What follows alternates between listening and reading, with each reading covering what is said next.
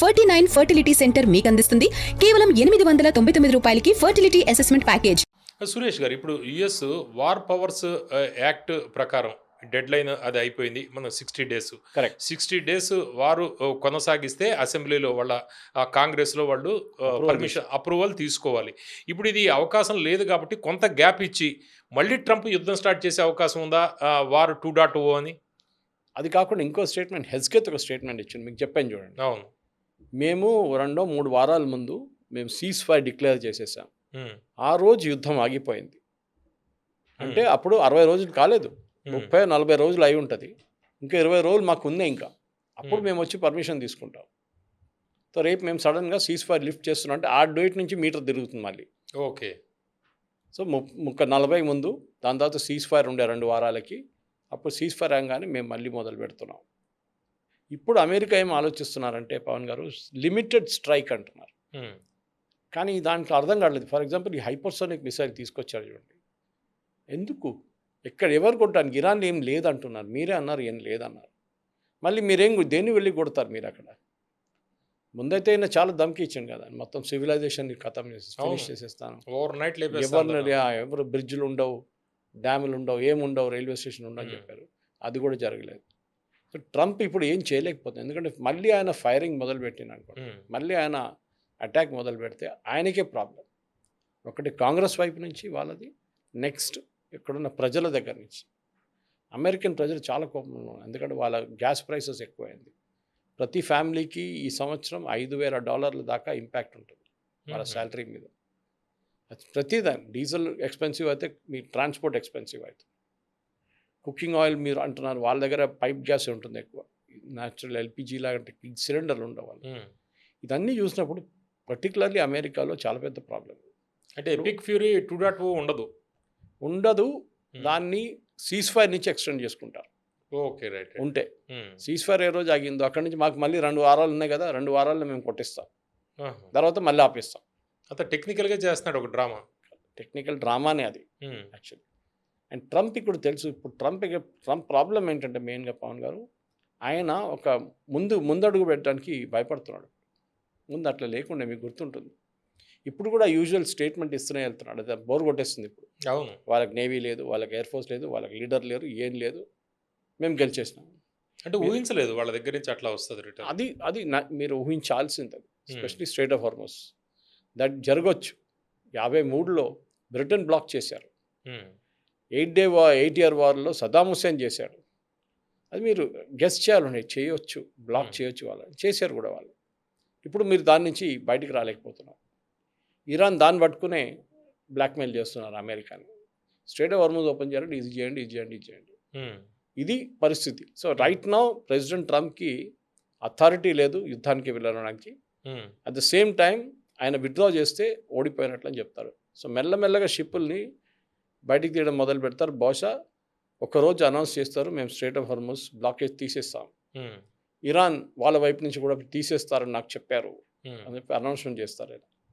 వాళ్ళే ముందు అడిగారు, దాన్ని స్టేట్మెంట్ ట్రంప్ దగ్గర ఉంటుంది ఇట్లాంటిది. అంటే ట్రంప్ ఇప్పుడు చెబుతుంది చారిటీ రూపంలో కూడా ఇరాన్కి ఏం చెల్లించొద్దు అని చెబుతున్నాడు. అంటే ఇరాన్కి వచ్చే ఫండింగ్ని కట్టడి చేస్తే ఇరాన్ పూర్తిగా దెబ్బతింటుంది, రోడ్డు మీదకి వచ్చేస్తుందనే అభిప్రాయం. కరెక్ట్, ఎందుకంటే ఇరాన్లో ఉన్న సిచ్యువేషన్ చాలా దారుణంగా, వాళ్ళ కరెన్సీకి విలువ లేదు, ఇన్ఫ్లేషన్ 70-80% నడుస్తుంది. అవునండి, ఫుడ్ ఇన్ఫ్లేషన్ ఇంకా ఎక్కువ. ఇట్లాంటి పరిస్థితుల్లో అక్కడ ప్రజలు ఏం చేస్తారు? మొన్న 2-3 వీడియోలు కనిపించింది బీబీసీ లాంటి ఆర్గనైజేషన్లో, చాలా దారుణమైన పరిస్థితి. గాజా లాగా తయారైపోయారు. నీళ్ళు లేవు, తినడానికి తిండి లేదు, ఈ వెదర్లో ఎలక్ట్రిసిటీ లేదు, రెగ్యులర్గా సప్లై, నీళ్ళకు కూడా సమస్య. ఇదంతా కలిపితే డెఫినెట్గా ఇరాన్ ఏదో ఒక రోజు అంటారు వచ్చి, సరే మీరేం చెప్తారు మేము అంగీకరిస్తామని. కానీ దానికి రెవల్యూషనరీ గార్డ్ అంగీకరించరు. ప్రజలు ఎస్ అని చెప్తారు, కానీ revolutionary guards will not agree to it. వాళ్ళు ఇప్పుడు కూడా పట్టుతో ఉన్నారు, మేము గెలుస్తాం యుద్ధం అని చెప్పేసి. కానీ అది నడవదు పవన్ గారు, ఎక్కువ రోజులు ఉండవు అది. ఎందుకంటే ఇరాన్ దగ్గర స్టేయింగ్ పవర్ లేదు ఇప్పుడు. ప్రెసిడెంట్ ట్రంప్ క్యాల్కులేషన్ అదే కదా, ఈయన ఈ బ్లాకేడ్ ముందు కూడా చేయొచ్చు. ఇది యుద్ధం మొదలై 1 వారం లోపల ఇదే కూడా డన్ ఇట్ చేయలేదు వాళ్ళు ఆగారు. ఇప్పుడు దాకా ఆగి లాస్ట్ ఒక 6 వారాల తర్వాత వాళ్ళు మొదలు పెట్టారు ఈ బ్లాకేడ్. ముందు చేస్తుంటే బాగుంటుందా? ఎస్, డెఫినెట్గా ఒక ఒపీనియన్ ఉంది దాని మీద. కానీ ఇప్పుడైనా చేశారు కదా, చూద్దాం ఏమవుతుంది. ఇట్స్ వెయిటింగ్ గేమ్ అంటాం ఇంగ్లీష్లో. Who will blink first? మీరు బ్లింక్ చేస్తారా, నేను బ్లింక్ చేస్తారా? మనం ఇద్దరు చూసుకుంటే కూర్చుంటాం. నువ్వు చేసుకుంటే ఏమైనా చేసుకో, నేను కూడా చెప్తాను, మీరు కూడా చెప్తారు, నువ్వు కూడా చేసుకో ఏం కావాలంటే. నేను బ్లాక్ చేస్తాను, నిన్ను కూడా బ్లాక్ చేస్తాను. ఈ గేమ్ నడుస్తుంది.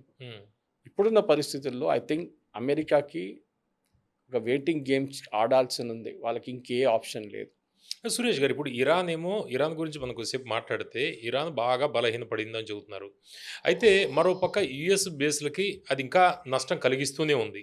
దీన్ని ఎట్లా మనం అర్థం చేసుకోవాలి? ప్రాక్సీసా, లేకపోతే డ్రోన్సా, లేకపోతే అదర్ టాక్టిక్స్ వాడుతుందా, లేకపోతే ఇతర దేశాల సహాయం తీసుకుంటుందా? అంటే చైనా కానీ రష్యా కానీ ఎక్కడ ఇంకా ఇరాన్ ఎలా బెదిరించగలుగుతుంది? ఇంత దారుణమైన గాజా లాంటి పరిస్థితి ఉన్నా కూడా. నిన్న ఒక CNN రిపోర్ట్ బహుశా మీకు పంపించాను. ఆ CNN ఇన్వెస్టిగేషన్ రిపోర్ట్లో వాళ్ళేం చెప్తున్నారు, పెంటగన్ నిజం చెప్పట్లేదు. అమెరికా మీద జరిగిన దాడులు, అమెరికన్ బేసెస్ మీద జరిగిన దాడుల్లో చాలా నష్టాలు వచ్చినాయి. అది దాని గురించి పెంటగన్ మాట్లాడలేదు. వాళ్ళు స్పెసిఫిక్లీ ఫోటోగ్రాఫ్స్తో సహా చూపించారు ఆ వీడియోలో. ఇన్ని బేస్లు ఉండే, ఇన్ని ఎయిర్క్రాఫ్ట్ ఉండే, ఆ ఎయిర్క్రాఫ్ట్ సీన్ చూడండి. ఇప్పుడు మనం ఆపరేషన్ సింధూర్ టైంలో చేసాం చూడండి, అట్లనే ఫోటోగ్రాఫ్స్ ఇస్తున్నారు. C-130 2 పోయినాయి, ఐవాక్స్ పోయింది, ఐవాక్స్ 500 మిలియన్. అండ్ వర్స్ట్ పార్ట్, ఆ ఎయిర్క్రాఫ్ట్ ఇప్పుడు తయారు కావట్లేదు. కొత్త తయారు చేయండి, మీకు మళ్ళీ కొత్త టెక్నాలజీ వచ్చినాక తయారు చేయొచ్చు. పాత వర్షన్స్లో ఉండే ఎయిర్క్రాఫ్ట్ అదంతా. అది పోయినాయి. F-16 పోయింది, F-15 ఒకటి పోయింది, A-10 ఒకటి పోయింది. చాలా నష్టాలు జరిగినాయని CNN డీటెయిల్డ్గా వాళ్ళ లెక్కతో ఇచ్చారు. అది చూస్తేనే నాకు అనిపిస్తుంది మినిమం ఒక 1 ట్రిలియన్ అక్కడే పోయి ఉంటుంది.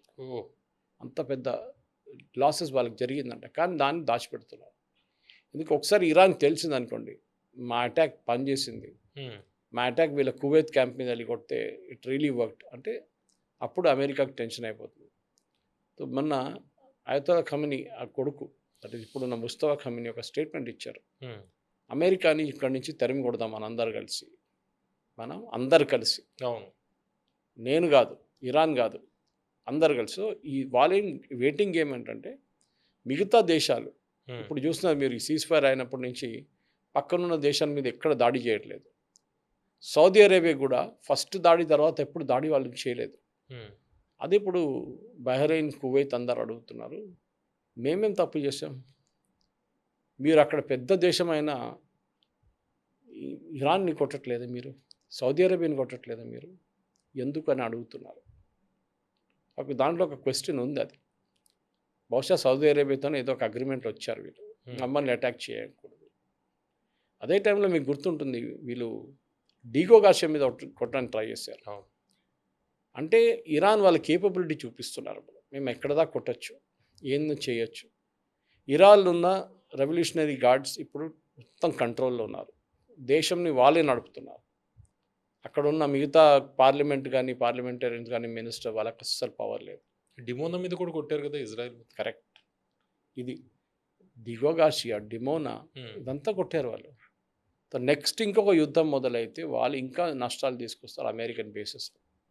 దాన్ని అవాయిడ్ చేయాలని ట్రై చేస్తున్నారు అమెరికా. అంటే మొదట్లో మొదటి 3-4 వారాలు వాళ్ళు దాడులు చేశారు, తర్వాత వరుసగా సీజ్-ఫైర్ 1, 2, 3, 4 సీజ్-ఫైర్లు జరిగాయి. అయితే ఇప్పుడు కూడా ఇరాన్ అలాగే ఉందా? ఇరాన్ ప్రాక్సీస్ స్ట్రాంగ్గా ఉన్నాయా? ప్రాక్సీస్లో హమాస్ అయితే అవుట్ అయిపోయారు. అప్పుడు హెజ్బుల్లా ఇంకా ఉన్నారు. ఇప్పుడు ఇజ్రాయెల్ ఏమంటున్నా అంటే, ఇజ్రాయెల్లో చాలా కోపం ఉంది ట్రంప్ వ్యతిరేకంగా. వీళ్ళు ఇజ్రాయెల్ మీద దాడి చేస్తున్నప్పుడు కొత్త టెక్నాలజీస్ యూజ్ చేస్తున్నారు హెజ్బుల్లా. దాన్ని కొట్టాలంటే వీళ్ళ ప్రొడక్షన్ ఫెసిలిటీస్ నార్దర్న్ లెబనాన్లో ఉంది. నార్దర్న్ లెబనాన్ వీళ్ళు అటాక్ చేయలేకపోతున్నారు. ఒకటి సీజ్-ఫైర్, మళ్ళీ వీళ్ళ పట్టు ఇప్పుడు ఇజ్రాయెల్ దగ్గర ఉన్న రేంజ్ ప్రకారం సదర్న్ లెబనాన్నే వాళ్ళు కొడుతున్నారు. నార్దర్న్ లెబనాన్కి వెళ్తే ఇంకో గేమ్ అయిపోతుంది. ప్రెసిడెంట్ ట్రంప్ ఏమో ఐఎమ్ సపోర్టింగ్ లెబనాన్, వాళ్ళు ఫైట్ చేస్తారు అది. కానీ చాలా క్లియర్గా హెజ్బుల్లా చెప్తున్నారు, లెబనాన్లో మేము ఇన్ఛార్జ్గా ఉన్నాం, మీరు ఎవరితో మాట్లాడక్కర్లేదు, మీరు మాట్లాడకూడదు కూడా. ఇది ఒక పరిస్థితికి వచ్చేసాయి ఇప్పుడు. చాలా డేంజరస్ సిచ్యువేషన్. ఎందుకంటే ఇజ్రాయెల్కి ఇప్పుడు కూడా ఆ రోజు సీజ్-ఫైర్ చెప్పిన తర్వాత కూడా వాళ్ళు అసలు సీజ్-ఫైర్ పాటించట్లేదు.